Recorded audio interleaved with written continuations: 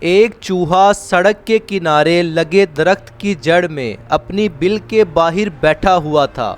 وہ روزانہ گاڑیوں کو آتے جاتے دیکھتا رہتا۔ اس کا بھی دل چاہتا کہ وہ بس کی سواری کرے۔ اچانک ایک بس اس کے سامنے آ کر رکی۔ اس نے دیکھا کہ ایک عورت اور مرد بس میں سوار ہونے کے لیے آگے بڑھ رہے ہیں۔ عورت نے لمبا کوٹ پہن رکھا تھا۔ چوہے کے ذہن میں فوراً ایک ترکیب آئی۔ وہ عورت کے کوٹ میں آہستہ سے چڑھنے لگا۔ عورت اور مرد بس میں چڑھنے کی جلدی میں تھے۔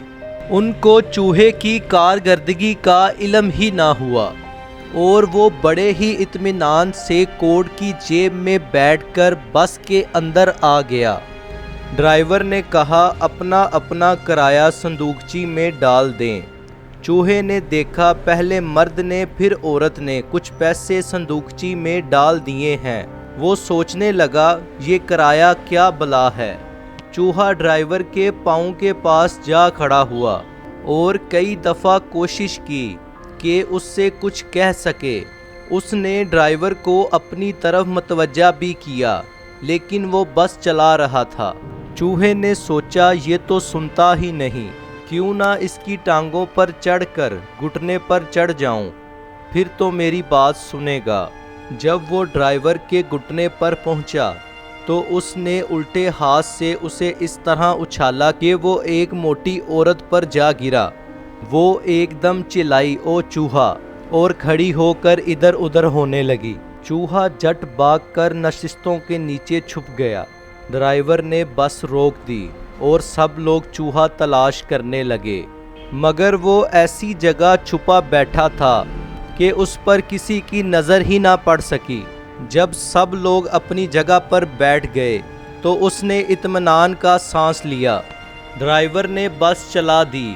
چوہے نے نشستوں کے نیچے چل پھر کر دیکھا تاکہ باہر کا نظارہ کر سکے، لیکن کامیابی نہ ملی۔ صرف مسافروں کے پاؤں نظر آ رہے تھے۔ اتنے میں اسے ایک چمکیلی سلاخ نظر آئی جو بس کے اندر چھت کے ساتھ لگی ہوئی تھی۔ وہ اس کے سہارے چھت پر چڑھ گیا۔ چھت پر بیٹھ کر چوہے کو باہر کی ہر چیز دکھائی دینے لگی۔ اچانک بس ایک موڑ پر مڑی جس سے دھچکا لگا۔ چوہا خود کو گرنے سے نہ بچا سکا اور گھنٹی کی زنجیر پر آ گرا۔ گھنٹی بجنی شروع ہو گئی۔ ڈرائیور نے خیال کیا کہ کوئی مسافر اترنا چاہتا ہے۔ اگلے موڑ پر بس روک دی۔ چوہا اچھل کر وہیں بیٹھ گیا جہاں سے گرا تھا۔ گھنٹی بجنا بند ہو گئی۔ جب کوئی نہ اترا تو ڈرائیور نے پھر بس چلا دی۔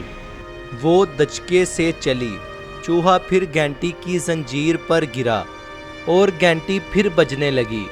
چوہے نے سوچا شاید ڈرائیور مجھے پریشان کرنے کے لیے بار بار گھنٹی بجا رہا ہے۔ ڈرائیور نے اگلے موڑ پر پھر بس روک دی۔ چوہا زنجیر سے چھلانگ لگا کر پھر سلاخ سے اوپر چڑھ گیا۔ گھنٹی بجنا بند ہو گئی۔ جب کوئی نہ اترا تو پھر ڈرائیور نے بس چلا دی۔ اچانک چوہے کے کان کے پیچھے خارش ہونے لگی۔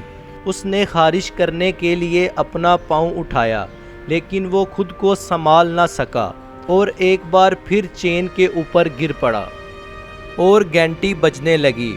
اس نے خیال کیا کہ یہ بھی عجیب بس ہے۔